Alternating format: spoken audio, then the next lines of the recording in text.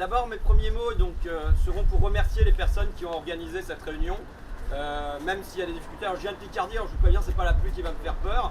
Le camarade. Mettez debout, les gens ne peuvent pas. Ouais, mais il y a de la place devant.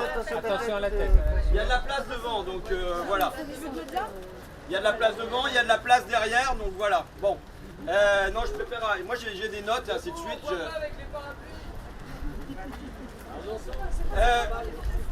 C'est comme la radio, vous entendez, vous êtes content.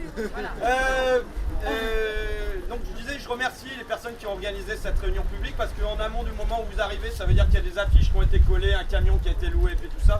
Donc il y a tout un travail invisible qui a été effectué par tous les camarades de Leïla, c'est-à-dire vous notamment, quand le suppléant disait faut pas se relâcher. Vous, manifestement, vous ne relâchez pas parce que même quand le temps est noir, vous venez ici. Donc on a, je pense ici, la crème de la crème sans vouloir trop vous flatter. La suite, Leïla, juste je fais une petite page de pub.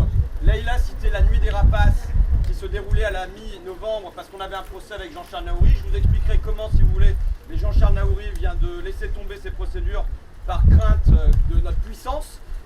Et donc, on fait une fête la semaine prochaine qu'on a intitulée la fête de leur défaite, où à nouveau Leïla viendra intervenir, où il y aura aussi notre camarade du parti de gauche qui est Raquel Garrido, où il y aura d'autres personnes, Serge Alimi, Gérard Mordilla et ainsi de suite, pour bien montrer qu'il ne faut pas être désespéré.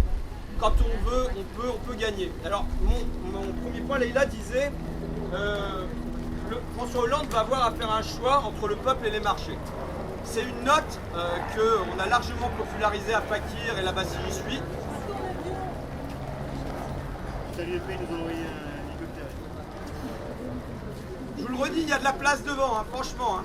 Approchez-vous un petit peu, ça vaut le coup, je Il y a pense. de la place devant et il y a Il y en a qui veulent monter parce qu'ils ont pas, ils sont petits. il y a de la place, il y a de la place dans le camion, alors allez-y quoi. Enfin, moi j'en sais rien, c'est dans le camion.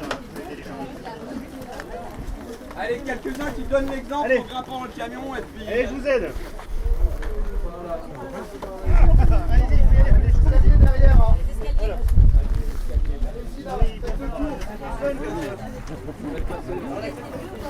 Il a été homologué pour 100 personnes le camion, n'hésitez pas.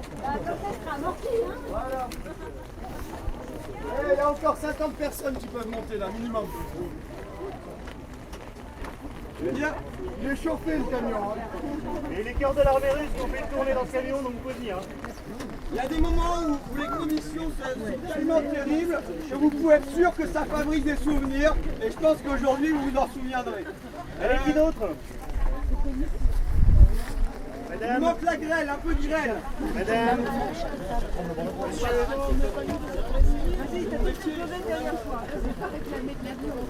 Donc, Vas-y, je pense que... c'est une note qu'on a largement popularisée, qui est une note issue d'une société de courtage qui s'appelle Chevreux, qui est une filiale du Crédit Agricole, qui travaille pour 1600 investisseurs institutionnels à travers le monde, notamment anglo-saxons, où ils leur disent sur quoi investir en Europe et notamment en France. Et dans cette note, on trouve ces passages par exemple. François Hollande, donc c'est un financier qui parle, c'est pas Leïla Chebbi, on croirait du Leïla Chebbi presque. François Hollande va devoir déplaire soit au marché financier, soit à ses électeurs, puisqu'il est certain de ne pas parvenir à réconcilier les deux. Prévenu des risques d'exaspérer à la fois les marchés financiers et à l'Allemagne, Hollande sait qu'il cédera finalement à leurs demandes. Et notamment ce qui est posé comme pierre angulaire, je vous laisse aller voir sur le site de Fakir éventuellement, ou alors là, là vous avez la transcription de la note et tout un entretien, puisqu'on a eu la chance de rencontrer ce penseur. Il faut voir qu'il ne faut pas mépriser l'adversaire. En face, on a des véritables théoriciens. Il y a des Lénines en face qui sont organisés, qui organisent leurs troupes. Et donc, ce qui est l'essentiel, mais qui est répété à longueur de colonne dans le Financial Times aussi, par exemple, c'est de dire qu'il faut, en France, comme dans tous les autres pays européens, une réforme du marché du travail et notamment casser le CDI. C'est le cœur du programme et donc là, on nous dit que avec l'Allemagne qui a libéralisé son marché du travail et l'Espagne et l'Italie qui suivent maintenant, François Hollande n'aura guère de choix. Alors on nous dit que dans cette perspective, il va falloir tromper le peuple. Vous voyez, c'est écrit. Si vous voulez, on a un stock de Fakir qui est en vente, donc vous avez 3 € seulement. Vous avez le plan de bataille des marchés. Ça va, vous m'entendez derrière? Oui. Pas du tout. Approchez-vous, madame. Montez dans le camion. Les sourds devant. Approchez-vous, madame. Donc, la grande question, c'est quand on connaît, et l'une des choses à faire, c'est évidemment de dévoiler ce plan de bataille des marchés. Mais quand on connaît ce plan de bataille des marchés, qu'est-ce qu'on peut faire, nous, en face? La première réponse, elle est simple, elle tient en un mot, mais c'est un mot qu'on a longtemps oublié, c'est s'organiser. Et je crois que c'est pour ça que vous êtes là aujourd'hui. L'un des slogans qui est sur Place au Peuple, c'est quand il s'agit de réclamer de l'argent sur Place au Peuple, c'est « Ils ont des millions, nous sommes des millions ». Il y a un slogan de Saül Alinsky, qui est un activiste américain, qui dit « Ils ont l'argent, nous avons les gens ». À Fakir, on dit « Sans vous, on ne peut rien, avec vous, on peut beaucoup ». Mais c'est la même idée systématiquement, c'est que notre force, c'est la masse, c'est les gens, et qu'il faut qu'on parvienne à l'organiser. Alors de ce point de vue, je crois qu'on revient de très loin. Leïla, elle est un peu plus jeune que moi, mais on appartient en gros à la même génération. Moi, en 1993, quand j'étais à la fac en Picardie, à l'université de Picardie à Amiens, ce que j'entendais dans les couloirs de la fac, c'était syndicat caca, parti pipi.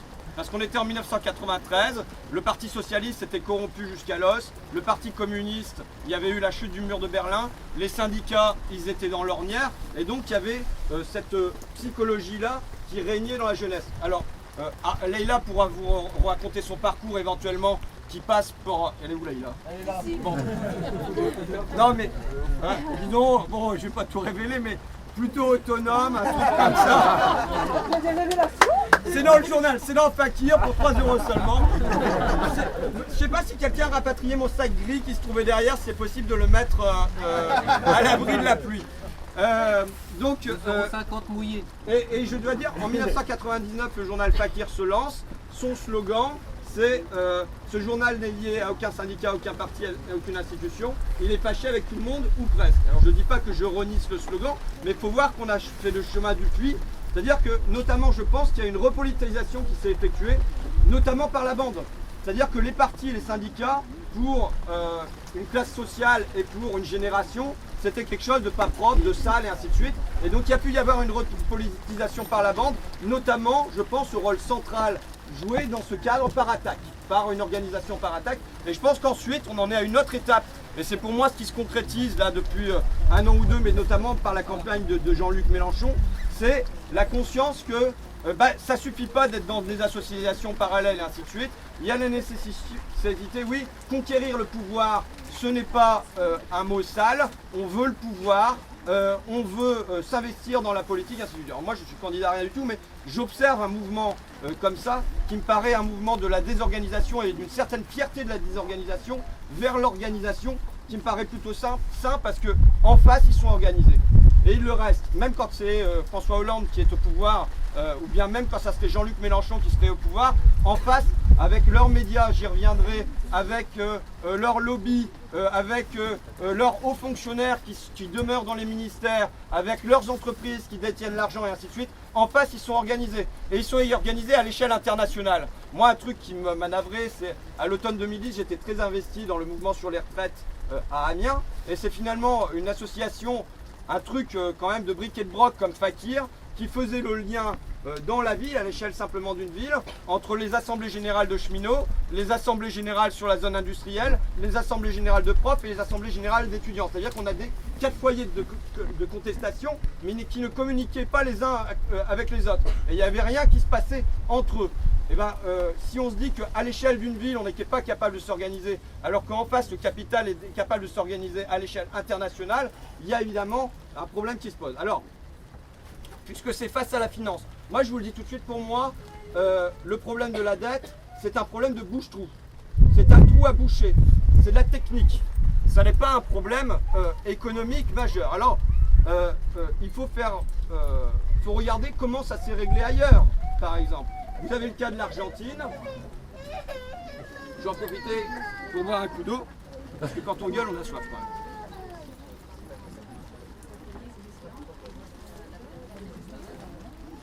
Il y a eu un tas de solutions.